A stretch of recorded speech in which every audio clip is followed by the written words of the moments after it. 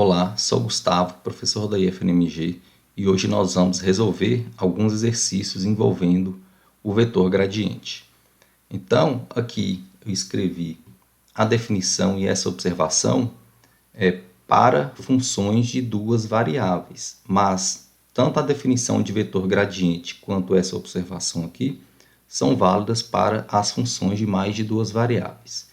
Então, se aqui nós temos uma função f nas variáveis x, y, o vetor gradiente da função f é uma função vetorial que associa cada par x, y a esse vetor aqui.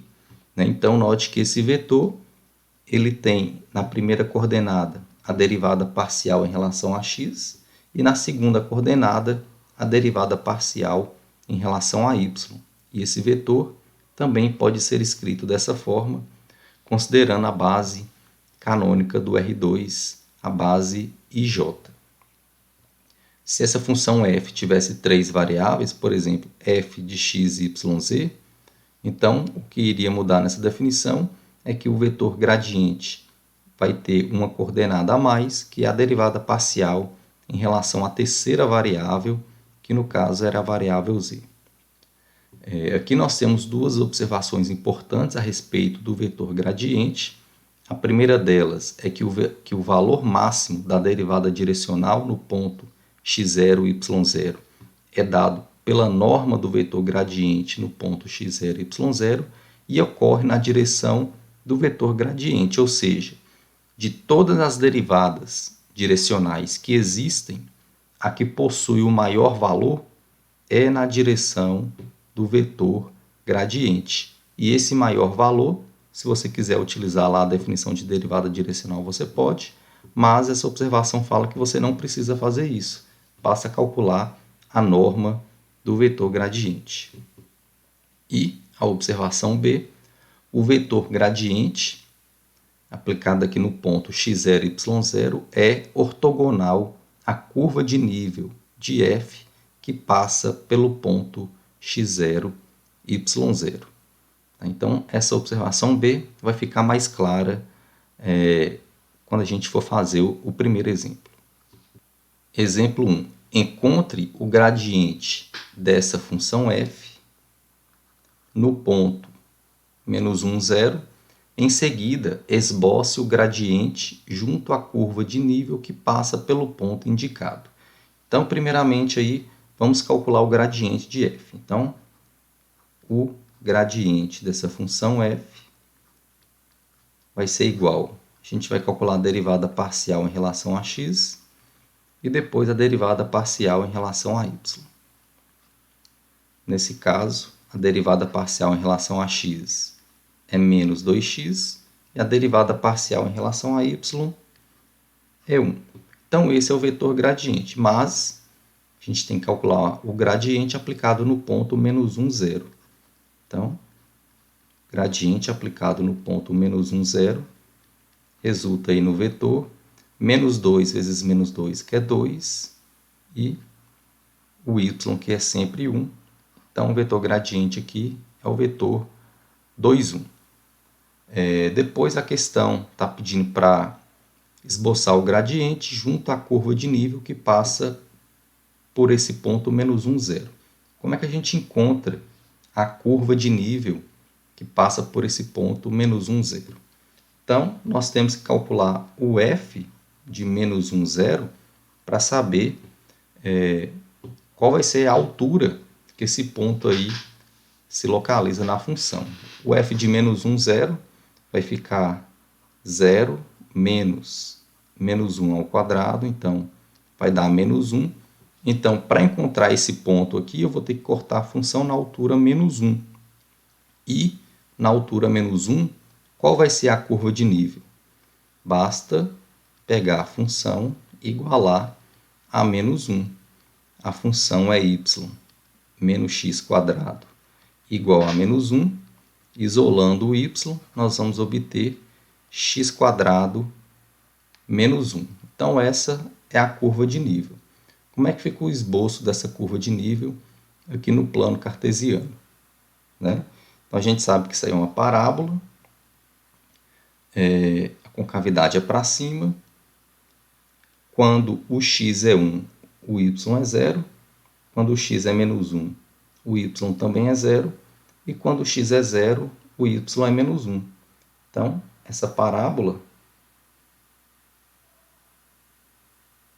é essa parábola aqui. Tá? O vetor gradiente, se eu representar aqui no plano, é o vetor que tem coordenadas x2, y1. Então, é esse vetor aqui. Certo?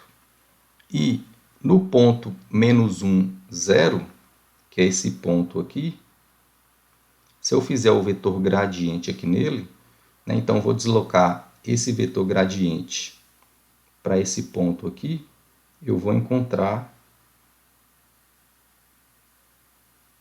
esse vetor aqui.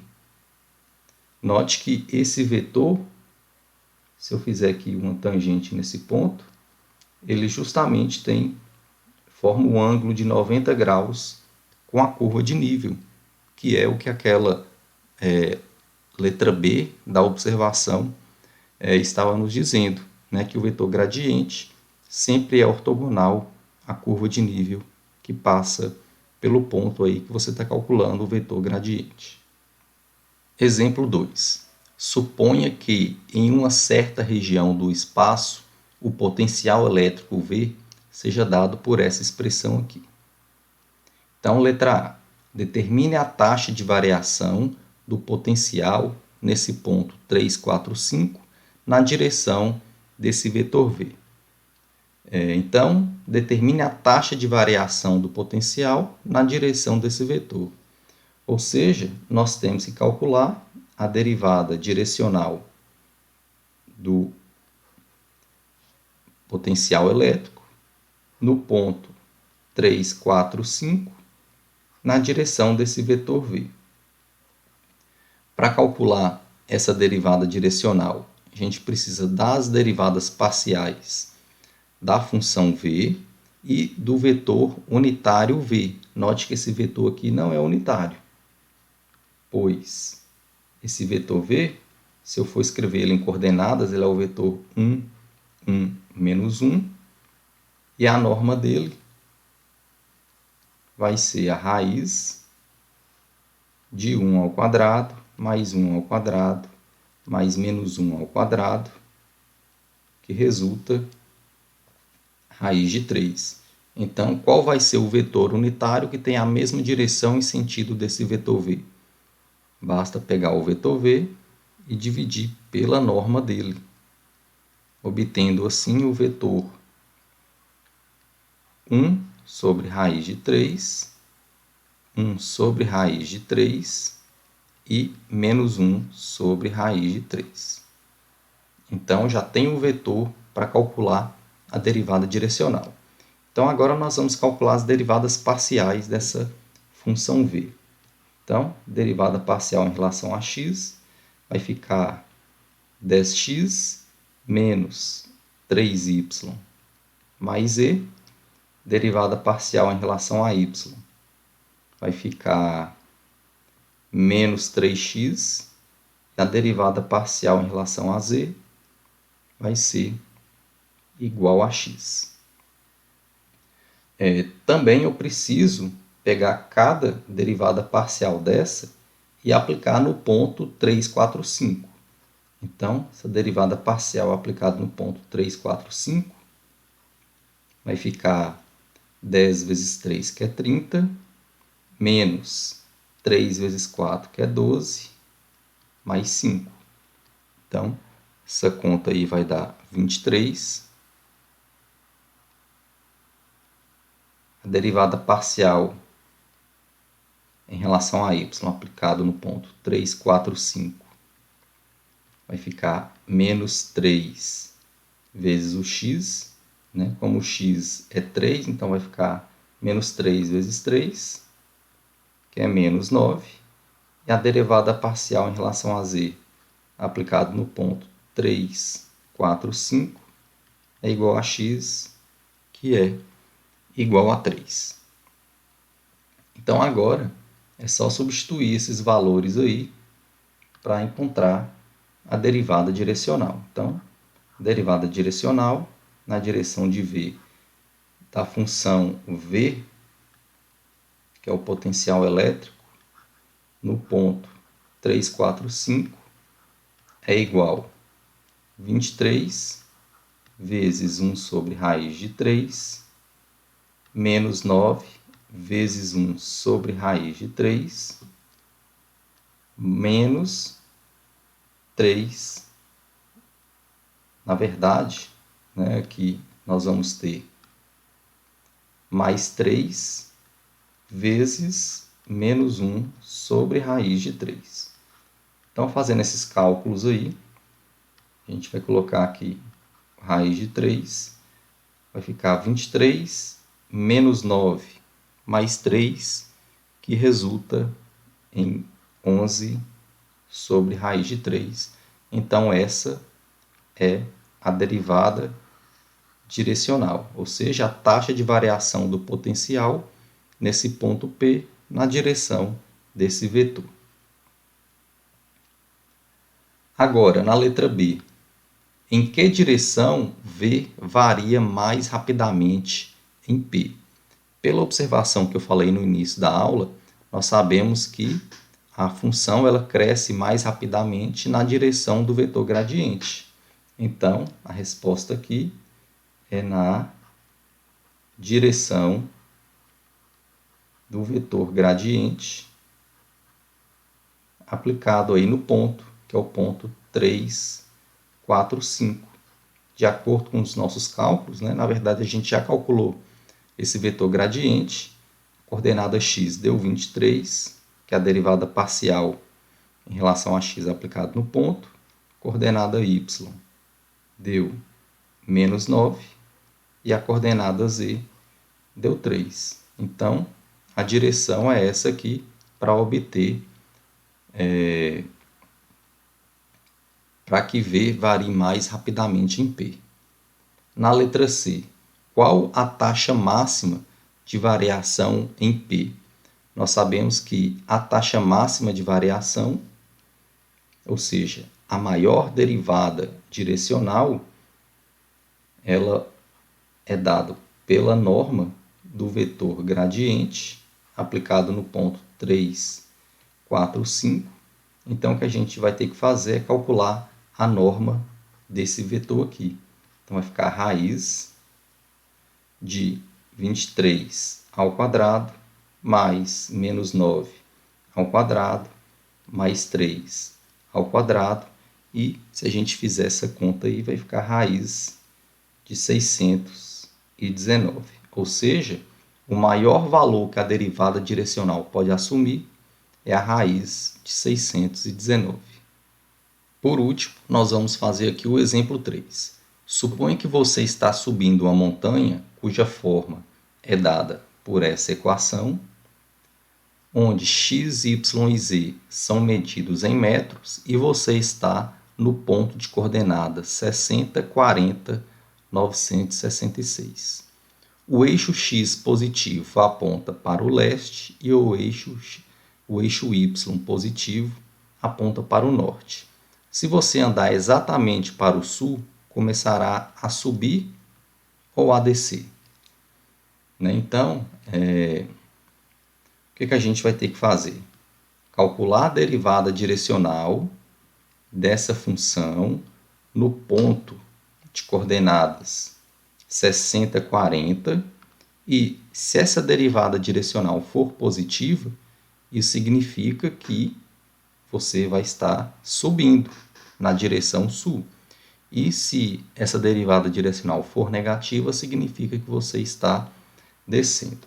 Então, só para a gente entender melhor o que está acontecendo aqui, não precisa fazer a representação gráfica dessa função, mas aqui eu vou dar uma ideia de como ela é. Então, aqui nós estamos no espaço. O gráfico dessa função vai ser algo assim, desse tipo. E você está localizado num pontinho aqui, onde esse gráfico representa uma montanha, você está localizado nesse pontinho aqui que tem coordenadas 60, 40, 966. Além disso, a questão está falando que o eixo X positivo aponta para o leste. Então, isso aqui aponta para o leste. O eixo Y positivo aponta para o norte. Consequentemente, aqui nós temos o sul. E aqui nós temos o oeste. Se nós vamos andar na direção sul, eu preciso de um vetor unitário que aponte para o sul. Qual seria esse vetor unitário? Então, só para ficar mais fácil, vou fazer aqui o plano cartesiano. Se eu ando aqui na direção sul e eu preciso de um vetor unitário, tem que ser o vetor que começa aqui no 0 e termina no -1, ou seja, tem que ser o vetor U de coordenadas 0 para x e -1 para y. Então, o que a gente vai ter que fazer aqui agora é calcular a derivada direcional na direção desse vetor U. Para isso, a gente tem que calcular as derivadas parciais. Então, a função é essa. Qual vai ser a derivada parcial em relação a x? Vai ficar menos 0,01x, e a derivada parcial em relação a y vai ficar menos 0,02y. Agora eu preciso pegar essas derivadas parciais e aplicar no ponto 60, 40. Então, essa derivada aqui em relação ao x vai ficar menos 0,6, e a derivada parcial em relação a y aplicada no ponto 60, 40 vai ficar menos 0,8. Agora é só juntar essas informações para calcular a derivada direcional dessa função f no ponto 60, 40 na direção do vetor u. Então, substituindo os dados, vai ficar menos 0,6 vezes 0 mais menos 0,8 vezes menos 1. Então, essa conta aqui deu 0,8. Isso significa que você vai estar subindo, caminhando para a região na direção sul, né, que é o que indica aqui o gráfico da função. Por outro lado, se você caminhar para a direção noroeste, começará a subir ou a descer. Então, a ideia da questão da letra B é a mesma ideia da letra A, mas aqui a direção vai ser diferente. Fazendo novamente o plano XY. Se aqui é o norte, aqui é o sul, aqui é o leste, aqui é o oeste, a direção noroeste é essa aqui. Então, eu preciso de encontrar um vetor unitário que aponte aí para a direção noroeste. Então, se essa direção é a noroeste, significa que esse ângulo aqui é 45 e esse ângulo aqui também é 45 graus. Tá? Então, esse ângulo aqui é 45, é π sobre 4 radianos. Então, eu preciso encontrar as coordenadas dele, chamar aqui de A e aqui de B, de modo que o tamanho desse vetor seja 1. Tá? Então, eu quero que o tamanho desse vetor seja 1. Vou fazer esse triângulo retângulo aqui. Então, esse ângulo é π sobre 4, 45 graus. A hipotenusa mede 1, que eu quero que o vetor tenha tamanho 1. esse cateto é o valor do B e o outro cateto é o valor do A. Então, nesse triângulo retângulo, o seno de 45 graus, seno de π sobre 4 radianos, é o cateto oposto, que é o B, dividido pela hipotenusa, que é igual a B. Então, o cosseno de π sobre 4 vai ser igual a A. Então, quais são as coordenadas desse vetor U, que representa a direção noroeste? O valor do A é o cosseno de 45. Nós sabemos que o cosseno de 45 é raiz de 2 sobre 2, mas note que, de acordo com o nosso esquema aqui, o valor do A tem que ser negativo. Então, aqui vai ficar menos raiz de 2 sobre 2, e o B é positivo, que é o seno de 45, que também é raiz de 2 sobre 2. Então, já achei a direção. As derivadas parciais vão ser as mesmas do exemplo anterior. Então, para calcular a derivada direcional de f no ponto 60, 40 na direção noroeste, a conta vai ser menos 0,6 vezes menos raiz de 2 sobre 2 mais menos 0,8 vezes raiz de 2 sobre 2. E quanto que dá essa continha aí?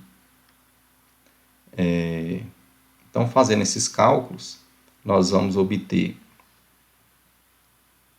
0,6 raiz de 2 sobre 2, né? Negativo vezes negativo é positivo, menos 0,8 raiz de 2 sobre 2. Fazendo essa continha, nós vamos obter menos 0,2 raiz de 2 sobre 2, que é menos 0,1 raiz de 2. Se essa derivada direcional é negativa, isso significa que nós vamos estar descendo.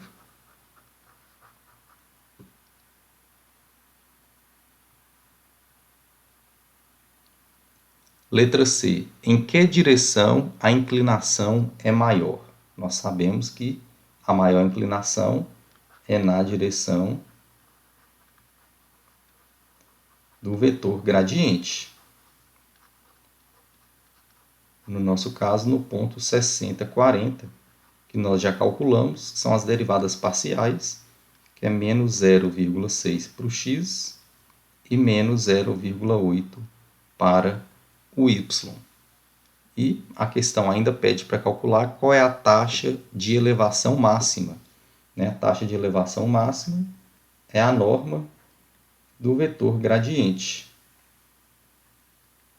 Então, a gente vai ter que calcular a norma desse vetor aqui. Só para ficar mais fácil calcular a norma, esse menos 0,6, escrevendo em fração, vai ficar menos 3 sobre 5, e o 0,8 em fração é 4 dividido por 5. Então, essa norma aqui vai ficar a raiz de menos 3 sobre 5 ao quadrado, mais 4 sobre 5 ao quadrado. Então, vai ficar a raiz de 9 sobre 25, mais 16 sobre 25, que vai ficar raiz de 25 sobre 25, raiz de 1, que é igual a 1. Ou seja, o maior valor dentre todas as derivadas direcionais, esse maior valor é o 1. E no item D, está perguntando, existe uma direção na qual a taxa de elevação é 1,6 metro por metro? A resposta aqui é não. Por que a resposta é não?